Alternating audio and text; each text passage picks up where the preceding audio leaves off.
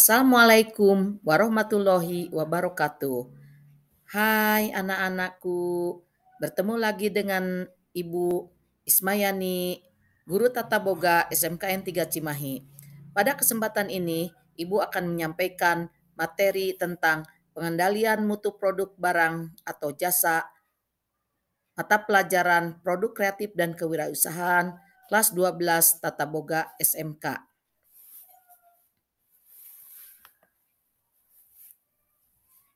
Tahukah kalian apa itu pengendalian mutu? Pengendalian mutu adalah keseluruhan rangkaian kegiatan yang menjadi satu kesatuan secara efektif bertujuan untuk menjaga mutu barang atau jasa yang diproduksi.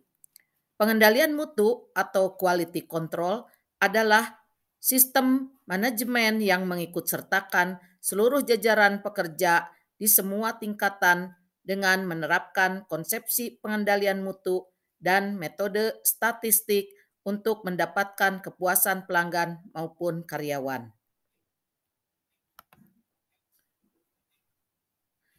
Apa pengertian pengendalian mutu? Pengendalian mutu merupakan suatu kegiatan yang dilaksanakan secara berkesinambungan, sistematis, dan objektif dalam memantau atau menilai produk yang dihasilkan perusahaan dibandingkan dengan standar yang telah ditetapkan seperti SNI, ISO, dan lain-lain, serta menyelesaikan masalah yang ditemukan dengan tujuan untuk memperbaiki mutu.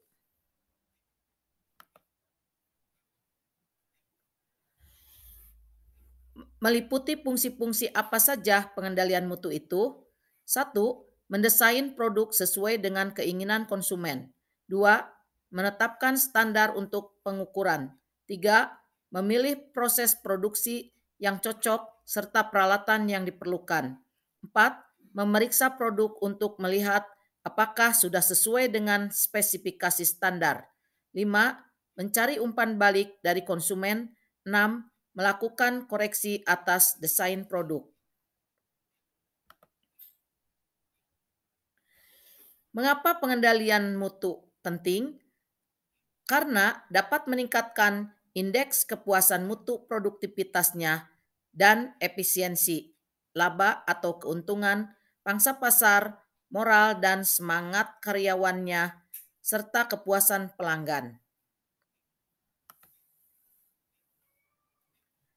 5 dimensi mutu yang menjadi tujuan pengendalian mutu. 1. Bukti langsung, fasilitas, fisik, perlengkapan, pegawai, sarana, komunikasi. 2. Keandalan merupakan kemampuan perusahaan institusi dalam memberikan produk atau jasa yang dijanjikan dengan segera, akurat, dan memuaskan. 3. Daya tanggap adalah dapat diakses, tidak lama menunggu, serta bersedia mendengar keluh kesah konsumen. 4. Standar yang ditetapkan serta menyelesaikan masalah yang ditemukan dengan tujuan untuk memperbaiki mutu. 5. Empati merupakan kemudahan berhubungan, berkomunikasi, perhatian pribadi, serta memahami kebutuhan konsumen.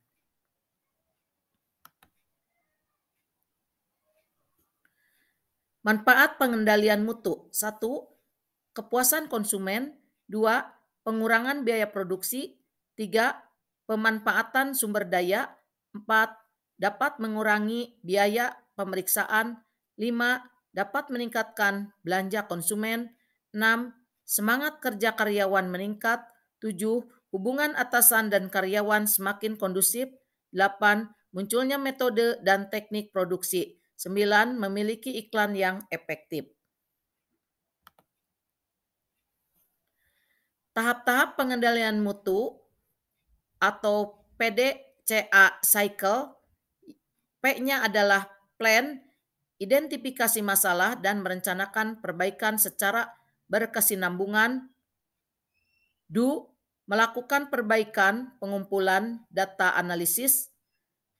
Cek, memeriksa dan mempelajari hasil yang dicapai. X, bertindak atas dasar hasil evaluasi, dan melanjutkan perbaikan proses. Prinsip-prinsip pengendalian mutu. 1. Ciptakan keajegan tujuan untuk perbaikan produk dan jasa. 2. Adopsi pemikiran baru yang menolak segala macam cacat atau kerusakan.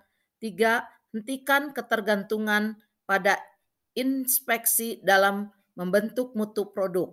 4. Hentikan praktik menghargai kontrak pemasok berdasarkan tawaran rendah. 5. Perbaikan secara konstan dan terus-menerus sistem produksi. 6. Perbaikan semua karyawan, alat-alat atau mesin tepat. 7. Kembangkan komunikasi antar divisi dan produktivitas. 8.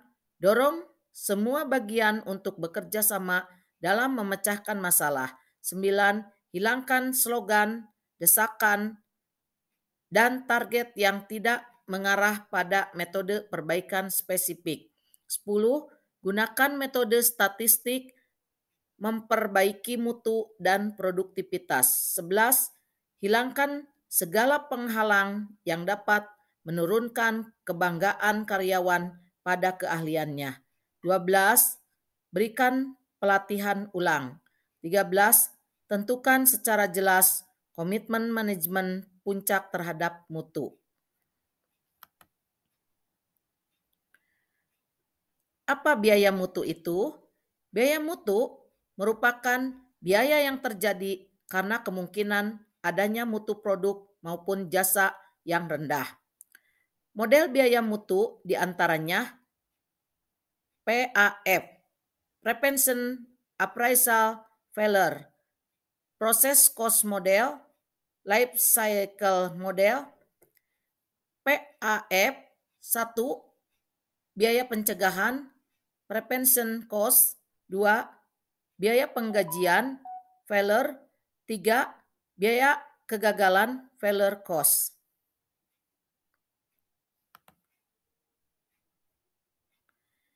Biaya pencegahan atau prevention cost adalah biaya yang dikeluarkan untuk mencegah terjadinya cacat produk atau jasa yang dihasilkan perusahaan yang dimaksudkan untuk menurunkan kuantitas produk yang tidak memenuhi spesifikasi mutu yang telah ditetapkan sehingga dapat menurunkan biaya kegagalan. Meliputi perencanaan mutu, program pelatihan mutu, penilaian pemasok, dan pemeriksaan mutu. Biaya pengkajian atau appraisal cost, biaya yang menentukan apakah produk atau jasa yang dihasilkan sesuai dengan persyaratan mutu yang telah ditetapkan, meliputi biaya pengujian bahan baku, biaya inspeksi pengemasan, biaya aktivasi pengawasan, serta produk acceptance dan proses acceptance. Produk acceptance adalah pengambilan sampel dari satu batch produk. Jadi untuk menentukan apakah produk dalam batch tersebut memenuhi persyaratan mutu yang telah ditetapkan. Proses acceptance adalah pengambilan sampel dari proses produksi yang sedang berjalan untuk melihat apakah proses produksi berjalan dalam kendali dan tidak menghasilkan produk yang cacat atau rusak. Biaya kegagalan. 1. Internal failure cost merupakan biaya yang dikeluarkan karena terjadi ketidaksesuaian produk dengan spesifikasi mutu yang dideteksi sebelum ada di tangan konsumen. Biaya ini meliputi biaya bahan, scrap, biaya pengerjaan ulang, biaya pengetesan ulang, serta biaya perubahan desain. 2. External failure cost merupakan biaya yang dikeluarkan karena terjadi ketidaksesuaian produk dengan spesifikasi mutu yang dideteksi secara produk berada di tangan konsumen. Biaya ini meliputi biaya kerugian penjualan, biaya penanganan keluhan konsumen, serta biaya jaminan. Merancang dan melaksanakan pengendalian mutu. HACCP adalah suatu sistem kontrol dalam upaya pencegahan terjadinya masalah yang didasarkan atas identifikasi titik-titik kritis di dalam tahap penanganan dan proses produksi. HACCP ini terdiri dari singkatan dari hazard, analisis, critical, control, dan points. Tujuan menerapkan HACCP: 1. Untuk mencegah terjadinya bahaya. 2. Bersifat sebagai sistem pengendalian mutu sejak bahan baku dipersiapkan sampai produk akhir diproduksi massal dan didistribusikan. 3. Berfungsi sebagai promosi pencadangan di era pasar global. Berfungsi sebagai promosi perdagangan di era pasar global. Agar HACCP sukses, perusahaan harus sudah menerapkan Good Manufacturing Practice atau GMP dan Standar Sanitation Operational Procedure SSOP.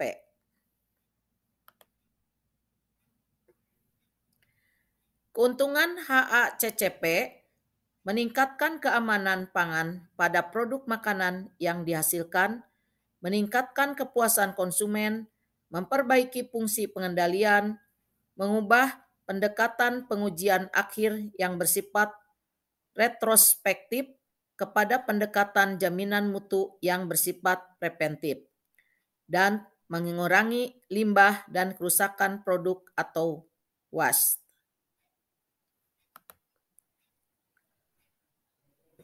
Istilah dan definisi dalam HACCP: bahaya atau hajat. Bahaya atau hajat sebagai suatu sifat-sifat biologis, mikrobiologis, kimia, fisika yang dapat menyebabkan bahan pangan atau makanan menjadi tidak aman untuk dikonsumsi. Titik kendali, control point, tahap atau prosedur dalam suatu sistem produksi makanan yang dapat mengendalikan faktor bahaya biologi atau mikrobiologi, kimia, atau fisika. Titik kendali kritis.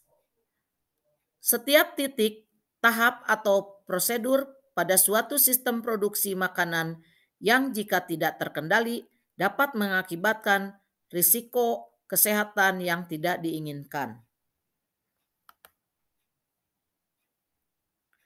7 prinsip dasar sistem HACCP: analisis bahaya dan penetapan risiko beserta cara pencegahannya, identifikasi dan penentuan titik kendali krisis di dalam produksi, penetapan batas kritis terhadap setiap CCP yang telah teridentifikasi, penyusunan prosedur pemantauan dan persyaratan untuk monitoring CCP, menetapkan atau menentukan tindakan koreksi bila terjadi penyimpangan, melaksanakan prosedur yang efektif untuk pencatatan dan penyimpanan datanya, menetapkan prosedur untuk menguji kebenaran.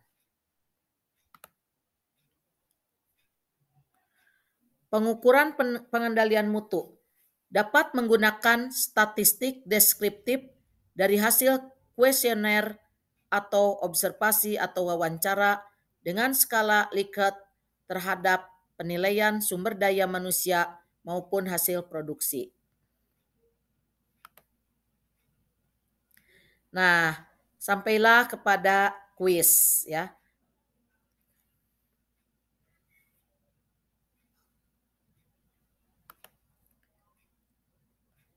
Nah, untuk kuis silahkan dibaca dan dikerjakan tugasnya.